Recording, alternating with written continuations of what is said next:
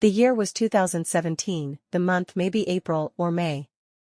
I was to undergo my fourth surgery, this time a hysterectomy, pre-cancerous issues.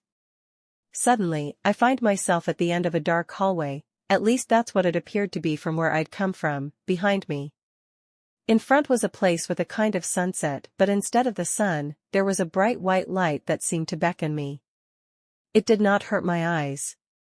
In fact, nothing there seemed to cause any kind of pain or discomfort, either physical or emotional. I was immediately filled with an overpowering sense of peace, a state of nirvana, if you would.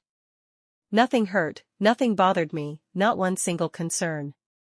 I knew that I was in a kind of border, in front of me, silhouettes. Lots of them. I could clearly identify them by gender and age, posture, some were standing, others were sitting down in different positions, but could not distinguish any facial features.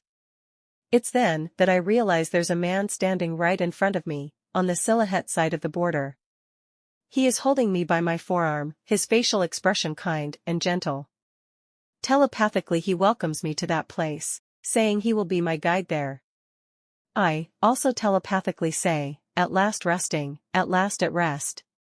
As soon as I say this, I feel a sudden pull from behind me, as if I was being suctioned by a vacuum machine.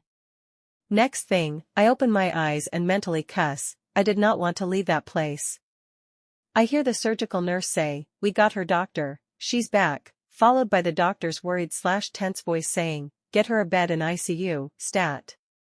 Again I drifted off, only to wake up some time later in intensive care, surrounded by cables, tubes, beeps and whirring noises. My doctor comes by later and tells me not to ever pull a thing like that on him. What was he talking about? He continues to say my blood pressure dropped so low that they couldn't stabilize me. So, anyway, that was my NDE, and believe me, nothing compares to that peace and bliss.